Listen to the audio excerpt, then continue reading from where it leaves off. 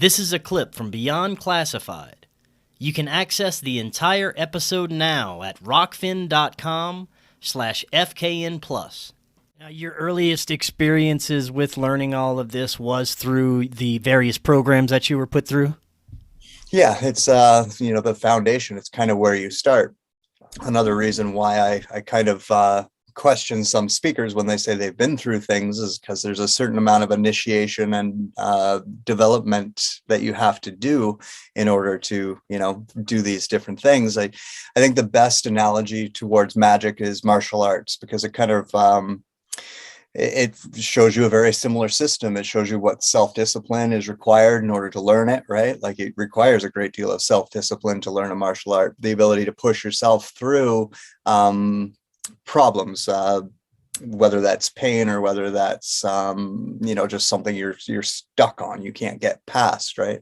That strength of character to be able to push through those things, as well as the way that, they have like belt systems through martial arts, right? Where you level up and they'll kind of keep you at a certain level, like say between white and yellow belt, as an example, for a predetermined amount of time, so that they make sure that you have all that foundation in place, right? And then it depends on the martial art, but you eventually hit like a belt where beyond that, it's no longer time from belt to belt, it's time plus ability, right? So the magic schools, or the mystery schools, if you will, magic teachings work very much the same way.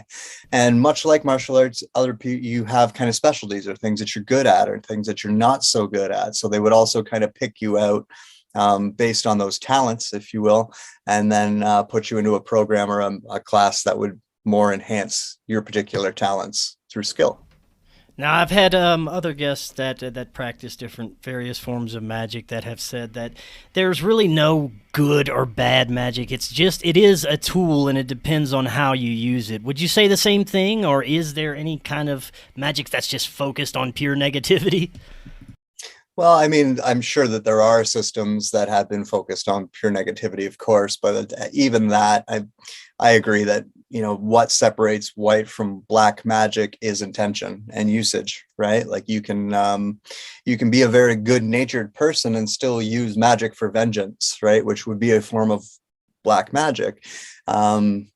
Sometimes we even look at maybe the controllers of the world, or the Illuminati, if you will, and think about, let's send a bunch of magic their way. But that's a practicing of black magic as well. That's a equal opposite response to what they've done.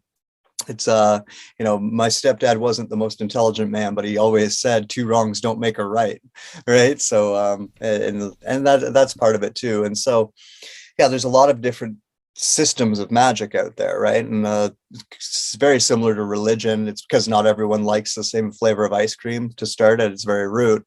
But also, all of those systems have gatekeepers in place, which is kind of what my teachings get away from. They all involve, praying to some god, or invoking some type of entity, or even winning the favor of spirits. And those elemental energetic beings, therefore, because they are purely energetic, they don't have a body to work through, they kind of perform the magic for you, or at your command, right? That's what the spell is, that's what the wand is, that's what all of that stuff is, the various gatekeepers. And so yeah, I don't think that that's necessary. My own version of it, like, going back to the martial arts, I call it like the Jeet Kune Do of magic, where, because I've learned all of these different arts, I've basically adapted what was useful, discarded what was not, added what was inherently my own, and so I teach other people to do the same thing. Right on. And you were just talking about the different systems. I think that's something interesting we should get into, is some of the difference that you mentioned, like telepathy, alchemy, channeling, all these different things. What were some of the ones that you primarily were involved with? A little bit of everything. Like, I ended up being kind of capable of all of the different schools of magic, if you will. It was just that I was better at some things than others, right? That's not necessarily true for everyone. I would believe that everyone's capable of it, but to actually put it into practice, like, say, like, as an example, like, healing magic was never a strong point for me. It was just not something that I would say, as interested in, and therefore I felt like it was kind of inherent, so I didn't really learn it as well. I didn't get as excited by it, and so I wasn't as skilled in that. Whereas something like, say, conjuration, like making things appear, I was really interested in, and that felt like a really powerful example of magic, right? A lot of the basics are natural to me, right? I think that as a soul, I've just never really forgotten our connection to these things. And so like things like astral projection or remote viewing or anything that involves actually using the soul as detached from the body to achieve things, I was always very strong in right from a very young age. I took very little nurture in that sense. But yeah, I mean, depending on what your talents are, that's kind of where they would push you, right? And then from there, you would probably learn whatever was associated with whatever program they were using you in. And yeah, I think that kind of answers the question. Yeah, definitely. You mentioned conjuration. Now, maybe you could give us a few examples of this. You mentioned that you would be able to just conjure up anything. What are your capabilities with this? Well, it's kind of so I'm going to preface all of this by saying I don't practice these things anymore, Okay. but I was able to do things like the common idea of having a familiar. I could produce a doppelganger of myself that other people could see, and that would kind of work as independently of me. Unlike, say, I could send that other version of me into your bedroom to come have a conversation with you, right? And I could retain whatever that conversation was while being in another place. It's almost like a form of bilocating, but also That's different than crazy. That bilocation. just sent chills down my spine when you said that. Um, Being able to manifest something that looks and appears and based on all your five senses is physical, to interact with you as well, like say conjure a demon, right? Like conjure an angel, whatever that was. um, Obviously these are not good things to do, or good ways to use magic, to be honest, but could be useful in a situation. And then the other part of conjuring is the kind of overlap would be into what typically gets called battle magic or aggressive offensive magic, which is like, things like fireballs, or, like the force lightning in Star Wars, things like that. Yeah, so that's kind of Wow. what kind of goes under the conjuration That's element. incredible. So I want to stay on that for a minute. So there's possibilities that you can like shoot electricity out your hands and shit like that. Well, I mean, yeah, we're made of energy, right? I have to be careful. Uh, Celestine prophecy actually had a practice where they were showing, like, telling you to kind of put your fingers close together and slowly move them apart. And if you do that, you can actually start to see a visual distortion between the fingers. That's the energy flow between the fingers, right?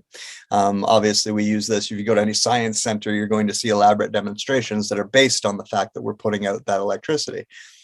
So really, it's kind of in a like, energy flows where attention goes, right? So the more you kind of expand in your mind what's actually going on between those fingers, you start to realize that there is an energy exchange there, and that if all matter is actually energy, then that means that energy can draw in matter, right? Like we have dust particles, all sorts of little particles floating around us right now that are actually still in a physical state, but are like invisible to the naked eye.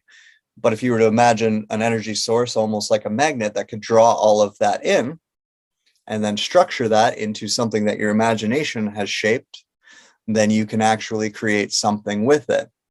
And so the idea of like, the force lightning, basically what they're visualizing is the energy that they're generating through this bio suit or wherever they're channeling from. Like say in Star Wars, they're using the force, right? So they're using the force that flows through all things, and they're letting the force flow out their arm, and then they're materializing that as something physical, which is like a potent version of electricity, and that's where the lightning is coming from, right? So when I teach it, the system, it's imagination, will, and conviction in that order, because you start with imagination, the visualization, right?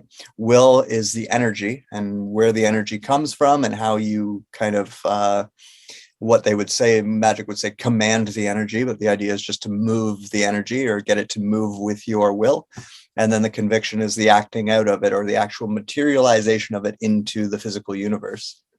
Now, So this is something that must not be too easy to accomplish, because it seems like if it was, we'd have people, shooting lightning out of their hands all over the place, getting famous with fireballs and shit. So it's probably a pretty disciplined practice, right?